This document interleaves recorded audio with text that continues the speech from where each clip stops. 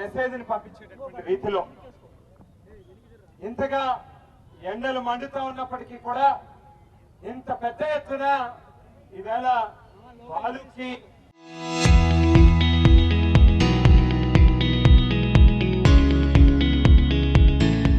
సంఘీభావం తెలియజేయడానికి ఇక్కడికి వచ్చినటువంటి వైఎస్ఆర్ కాంగ్రెస్ పార్టీ కార్యకర్తలందరికీ కూడా పేరు పేరున నా యొక్క నమస్కారం. గడిచినటువంటి 2 సంవత్సరాలుగా మనం చూస్తా ఉన్నాం.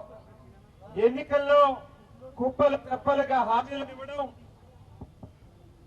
ప్రజల ఓట్లని కొల్లగొట్టి అధికారంలోకి వచ్చిన తర్వాత ముఖ్యమంత్రి పీఠంలో కూర్చున్న తర్వాత ఆ యొక్క హామీలని గాలి కొదిలేసి ఎంతసేపు ఉన్నా కూడా ఏ రకంగా వైఎస్ఆర్ కాంగ్రెస్ పార్టీ కార్యకర్తల మీద కేసులు పెట్టాలి, ఆర్థికంగా నష్టం కలగజేయాలి, భౌతికంగా దాడులు చేయాలి అనేటువంటి ఏకైక లక్ష్యంతో ఈ ప్రభుత్వం గాని ఈ కూటమి పార్టీలకు సంబంధించినటువంటి నాయకులు గాని పనిచేస్తా ఉన్నారనేటువంటిది మనందరికీ కూడా స్పష్టం అవుతా ఉంది. మరి గడిచినటువంటి ఈ 2 ఏళ్లలో పెద్ద ఎత్తున రాష్ట్ర వ్యాప్తంగా శ్రీకాకుళం నుంచి మొదలుపెట్టి ఈ రాయలసీమ ప్రాంతం వరకు కూడా వేలాది కేసులు పెట్టి లక్షల మంది మన కార్యకర్తల్ని భయభ్రాంతులకు గురి చేయడానికి అనేక రకాల కుయుక్తులు పొందారు ఈ కూటమి ప్రభుత్వంలో ఉన్నటువంటి నాయకులు.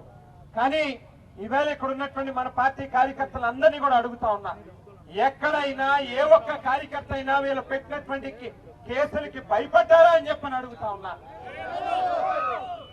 మీరు పెట్టేటటువంటి కేసులకి భయపడేటటువంటి వాళ్ళు ఎవరు లేరు అనేటువంటిది ఎప్పటికైనా స్పష్టతని తెచ్చుకోండి అని చెప్పి ఈ కూటమి నాయకులకి హెచ్చరిస్తా ఉన్నాం. ఎందుకనంటే మీరు ఏదైతే ప్రజల్లో ఈవేళ గనక వస్తే పెద్ద ఎత్తున వ్యతిరేకత ఉంది అనేటువంటి ఏకైక భయంతో ఈవేళ ఏ రకంగా వైఎస్ఆర్ కాంగ్రెస్ పార్టీ నాయకుల్ని భయపెట్టాలి, సోషల్ మీడియాలో ఎవరైనా పోస్ట్ పెడితే భయపడేటటువంటి పరిస్థితి. మరి ఇవాళ బాలు మనతో పాటుగా వైఎస్ఆర్ కాంగ్రెస్ పార్టీలో పనిచేస్తా ఉన్నాడు. కర్నూలు టౌన్ యూత్ ప్రెసిడెంట్ గా పనిచేస్తా ఉన్నటువంటి బాలుకి కూడా భయపడేటటువంటి పరిస్థితి. అయ్యా చంద్రబాబు గారు, మీరు ఇవాళ బైరెడ్డి సిద్ధార్థ రెడ్డి గారిని చూసి భయపడ్డారంటే, లేక గోపుల్ రెడ్డిని చూసి భయపడ్డారనంటే దానికి ఒక లెక్క ఉంది. కానీ ఒక సామాన్య కార్యకర్త, ఒక బడుగు బలహీన వర్గాల నుంచి ఓ చదువుకున్నటువంటి వ్యక్తి రాజకీయాల్లోకి వస్తే ఆఖరికి బాలు లాంటి వ్యక్తిని కూడా చూసి ఉచ్చపోసేటటువంటి పరిస్థితులు అంటే అది కేవలం మీ గుండెల్లో ఏ రకంగా జగన్మోహన్ రెడ్డి గారి పట్ల భయం ఉంది అనేటువంటిది ఈ ఒక్క ఉదాహరణే చాలా స్పష్టంగా అర్థమయ్యేటటువంటి పరిస్థితి కనిపిస్తా ఉంది. ఇవాళ ఎవరైతే పోలీస్ అధికారులు కాకి చొక్కా వేసుకుని పచ్చ చొక్కా కార్యకర్తల మాదిరిగా వ్యవహరిస్తా ఉన్నటువంటి పరిస్థితులు కనిపిస్తా ఉన్నాయో వాళ్ళందరూ కూడా గుర్తుపెట్టుకోమని చెప్పి చెప్తా ఉన్నాం. ఇది ప్రజాస్వామ్యం. భారతదేశంలో డాక్టర్ బాబాసాహెబ్ అంబేద్కర్ గారు రాసినటువంటి రాజ్యాంగం నడవాలి తప్పితే లోకేష్ రాసినటువంటి రెడ్ బుక్ రాజ్యాంగాన్ని మీరు పావులుగా వారి రాజకీయాల్లో మీరు ఉపయోగపడదామని అనుకుంటే ఆ రెడ్ బుక్ రాజ్యాంగాన్ని అమలు పరిచేటటువంటి దాంట్లో మీరు కూడా భాగస్వాములు అవుతే ఖచ్చితంగా రేపన్న నాడు మాత్రం దానికి తగినటువంటి మూల్యం చెల్లించుకునేటటువంటి రోజు వస్తుంది అనేటువంటిది మాత్రం గుర్తుపెట్టుకోండి అని చెప్పి ప్రతి పోలీస్ అధికారికి కూడా చెప్తా ఉన్నాం. ఇవాళ బహుశా బాలుని 4 కొట్టాం, పోలీస్ స్టేషన్ కి తీసుకెళ్లి 4 కేసులు అక్రమంగా బనాయించి ఇబ్బంది పెట్టామని చెప్పి ఓ పైశాచికి ఆనందం పొందొచ్చేమో.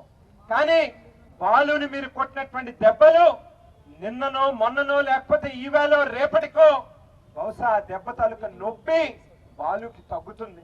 కానీ రేపొకసారి మేము అధికారంలోకి వచ్చిన తర్వాత ఎవడెవడైతే కాకి చొక్కాలు వేసుకుని తెలుగుదేశం పార్టీ కార్యకర్తలుగా పొలిటికల్ ఏజెంట్ గా పనిచేస్తా ఉన్నటువంటి ప్రతి నా కొడుకుకి కూడా చెప్తాను, మేము కొట్టేటటువంటి దెబ్బ చావు దెబ్బలాగా ఉంటుంది అనేటువంటి విషయాన్ని మాత్రం గుర్తుపెట్టుకోమని చెప్పి చెప్తా ఉన్నాం. శేషయ్య అనేటువంటి సర్కిల్ ఇన్స్పెక్టర్ కేవలం ల్యాండ్ సెటిల్మెంట్ల కోసం, మరి మట్కా దందాల కోసం అతన్ని తీసుకొచ్చి ఈవేళ 3 టౌన్ స్టేషన్ లో సర్కిల్ ఇన్స్పెక్టర్ గా పోస్టింగ్లు ఇచ్చారు. పోస్టింగ్ ఇచ్చిన నాటి నుంచి ఈ రోజు దాకా కూడా సాక్షి పేపర్ కి సంబంధించినటువంటి విలేకరు మీద చేయి చేసుకోవడం దగ్గర నుంచి మొదలు పెడితే మరి నిన్న కాక మొన్న మన సతీష్ చిన్న వయసులో ఒక అమాయకుడు అతన్ని ఏ రకంగా బలిగొన్నారో పొట్టను పెట్టుకున్నారో మనం చూసాం. మరి వాటి మీద కేసులుండవు. లేకపోతే ఒక మహిళా సర్కిల్ ఇన్స్పెక్టర్ మీద దాడి చేస్తే తెలుగుదేశం పార్టీ కార్యకర్తల మీద ఎంఎస్ఎంఈ డైరెక్టర్లుగా పనిచేస్తున్నటువంటి వాళ్ళ మీద కేసులుండవు. కానీ ఏమీ తెలియనటువంటి ఒక అమాయకుడు వైఎస్ఆర్ కాంగ్రెస్ పార్టీ జెండా పట్టుకుంటే మాత్రం వాళ్ళ మీద సారా కేసులు పెడతారు, డ్రగ్స్ కేసులు పెడతారు, ఉన్నవి లేనివి అన్ని జోడించి ఇవాళ బాలు లాంటి వాళ్ళ మీద ఏ రకంగా భయపెట్టాలనేటువంటి ప్రయత్నం చేస్తారు. అయితే శేషయ్య అనేటువంటి సర్కిల్ ఇన్స్పెక్టర్ బహుశా ఎక్కడే ఏదో మూల ఉండి ఒక చొవేసి వింటా ఉంటాడు. అతనికి చెప్తా ఉన్నాం, 2029లో వైఎస్ఆర్ కాంగ్రెస్ పార్టీ జెండా ఎగరడం అనేటువంటిది 100% జరుగుతుంది. 5 ఏళ్ల కాలం నీ ఒంటి మీద కాకి చొక్కా ఉంటే ఒట్టు అని చెప్పి ఇవాళ చెప్తా ఉన్నావు. వచ్చే 5 ఏళ్ళు కూడా నువ్వు బాలు ఇంటి గేటు దగ్గర నిలబడి పోస్టింగ్ ఇప్పించమని చెప్పి అడిగేటటువంటి రోజు రాకపోతే ఇవాళ వైఎస్ఆర్ కాంగ్రెస్ పార్టీ కార్యకర్తలమే కాదు అనేటువంటి మాటని చెప్తా ఉన్నా. దయచేసి ప్రతి పోలీస్ అధికారికి కూడా ఒక్కటే స్పష్టంగా చెప్తా ఉన్నాం, తెలుగుదేశం పార్టీ వాళ్ళ మాటలు విని మీరు గనక అప్రజాస్వామికంగా శాంతి భద్రతల్ని మీ చేతిలో పెట్టుకుని రక్షక భటులుగా పనిచేయాల్సినటువంటి మీరు రాక్షస భటులుగా పనిచేస్తే గనక ఖచ్చితంగా ఇబ్బంది పడతారనేటువంటి మాటను మాత్రం గుర్తు పెట్టుకుని, ఎందుకు ఈ మాట చెప్తా ఉన్నానంటే ఏ లొకేషన్ అయితే చూసుకుని మీరు ఇవాళ రెచ్చిపోతా ఉన్నారో, లేక ఎవడో టీజీ భరత్ అనేటువంటి వ్యక్తిని చూసుకుని రెచ్చిపోతా ఉన్నారో వాళ్ళ దగ్గరికి వెళ్ళి క్లారిటీ తీసుకోండి. అయ్యా లోకేష్ గారు, అయ్యా భరత్ గారు, రేపన్న నాడు మాకు ఇబ్బంది వచ్చినటువంటి రోజు మీరు మాతో నిలుస్తారా అని చెప్పి క్లారిటీ తీసుకోండి. ఇవాళ చెప్తా ఉన్నాం, రేపొక్కసారి ప్రభుత్వం మారంగానే, అధికారం మారంగానే భరత్ అనేటువంటి వ్యక్తి పోయి అతను వ్యాపారాలు చేసుకుంటాడు. కానీ ఈ రోజు అతని మాట విని తప్పు చేసేటటువంటి ప్రతి అధికారి మాత్రం ఖచ్చితంగా ఇబ్బంది పడతాననేటువంటి మాటని గుర్తుపెట్టుకోమని చెప్పి చెబుతూ ఇవాళ రాష్ట్రంలో చాలా చోట్ల మనం చూస్తా ఉన్నాం. అంబటి రాంబాబు గారి ఇంటికి అగ్గి పెడతారు, తిరిగి రాంబాబు గారి మీద కేసులు పెడతారు. జోగి రమేష్ అన్న ఇంటి మీదకి వెళ్లి పెట్రోల్ బాంబులు వేస్తారు, తిరిగి జోగి రమేష్ అన్న మీదే కేసులు పెట్టేటటువంటి కార్యక్రమం. మిథున్ రెడ్డి గారిని అరెస్ట్ చేస్తారు, చెవిరెడ్డి భాస్కర్ రెడ్డి గారిని అరెస్ట్ చేస్తారు, ధనుంజయ రెడ్డి గారిని అరెస్ట్ చేస్తారు. ఆ మూల నుంచి ఈ మూల వరకు ఇంతమంది మీద మీరు కేసులు పెట్టి ఏదో రకంగా వాళ్ళని అనగదొక్కాలనేటువంటి ప్రయత్నం మీరు చేసే కొద్దీ వాళ్ళ రోజు రోజుకి ప్రజల్లో వైఎస్ఆర్ కాంగ్రెస్ పార్టీ కార్యకర్తల్లో ఆత్మ విశ్వాసం పెరుగుతా ఉంది తప్పితే ఎక్కడా కూడా తగ్గలేదనేటువంటి మాటని ఈ సందర్భంగా తెలియజేస్తూ, మరి ఎస్పీ మోహన్ రెడ్డి అన్న ఈ జిల్లా పార్టీ అధ్యక్షుడిగా సమర్థవంతంగా తన యొక్క బాధ్యతలను నిర్వహిస్తూ ఏదైనా ఒక కార్యకర్తకి ఇబ్బంది వస్తే అది అర్ధరాత్రైనా అపరాత్రైనా ఖచ్చితంగా వాళ్ళతో నేను నిలుస్తాను అనేటువంటి గొప్ప నాయకత్వ లక్షణాన్ని ఇవాళ ప్రదర్శిస్తా ఉన్నారు. దానికి బాలు ఇన్సిడెంటే ఒక స్పష్టమైనటువంటి ఉదాహరణ. మరి మా బైరెడ్డి సిద్ధార్థ్ రెడ్డి గారు ఆంధ్రప్రదేశ్ రాష్ట్ర వైఎస్ఆర్ కాంగ్రెస్ పార్టీ యువజన విభాగం అధ్యక్షుడిగా పనిచేస్తూ ఏ ప్రాంతానికి వెళ్ళినా కూడా ఇవాళ యువకుల యొక్క మనసుల్ని గెలుచుకుని మరి అతి చిన్న వయసులోనే ఒక గొప్ప నాయకుడిగా ఎదుగుతా ఉన్నాడు. మరి అదే రకంగా హఫీజ్ ఖాన్ గారు ఇదే కర్నూలు నియోజకవర్గానికి శాసనసభ్యుడిగా పనిచేసి ప్రజల యొక్క మన్నల్ని పొందినటువంటి వ్యక్తి.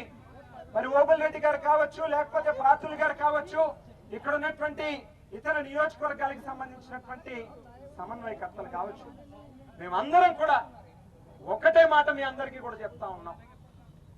ఏ కార్యకర్తకైతే ఇవాళ కష్టాలు ఎదుర్కొంటా ఉన్నారో, ఇవాళ ఇబ్బందులు పడతా ఉన్నారో, ఖచ్చితంగా ఆ కార్యకర్తని గుండెల్లో పెట్టుకుని చూసుకునేటటువంటి కార్యక్రమం జగనన్న చేస్తాడు. జగనన్నకి తోడుగా మేమందరం కూడా నిలబడతాం. ప్రతి కార్యకర్త కష్టంలోనే కూడా ఖచ్చితంగా మేమందరం కూడా ఉంటాం.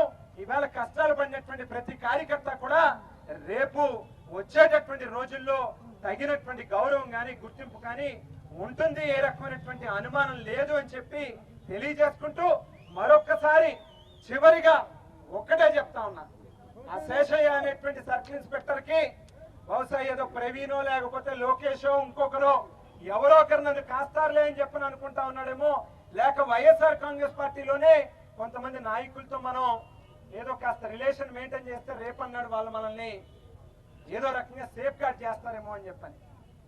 ఎందుకు ఈ శేషయ్య అనేటువంటి మాటనే పనిగట్టుకుని చెప్తా ఉన్నానంటే, ఎన్నికలకు ముందు మన పార్టీ నాయకుల చుట్టూ కాళ్ళ చుట్టూ ప్రదక్షిణలు చేసి బద్వేల్లో నాకు ఎమ్మెల్యే టికెట్ కావాలి వైఎస్ఆర్ కాంగ్రెస్ పార్టీ తరఫున అని చెప్పి వారు సర్వీస్ లో ఉన్నటువంటి సమయంలో సంపాదించినటువంటి అక్రమ సంపాదనతో రాజకీయాల్లోకి రావాలి అని చెప్పిన ప్రయత్నం చేస్తే, వైఎస్ఆర్ కాంగ్రెస్ పార్టీలో ఇటువంటి అవినీతి పరులకి లంచగొండి అధికారులకి అవకాశం లేదు, వాళ్ళకి ఈ రకంగా టికెట్లు ఇచ్చేటటువంటి పరిస్థితి సంస్కృతి మా దగ్గర లేదు అని చెప్పి లెఫ్ట్ లెగ్ తో బయటికి తనితే ఇటువంటి అవినీతి అధికారుల్ని చేరదీసుకుని వీళ్ళకి అవకాశాలు ఇచ్చి పోస్టింగులు ఇచ్చి వాళ్ళ ద్వారా వైఎస్ఆర్ కాంగ్రెస్ పార్టీ నాయకుల్ని ఏ రకంగా ఇబ్బంది పెట్టాలనేటువంటి ప్రయత్నం చేసేటటువంటి ఈ శేషయ్య ఇవాళ బహుశా మన కార్యకర్తల్ని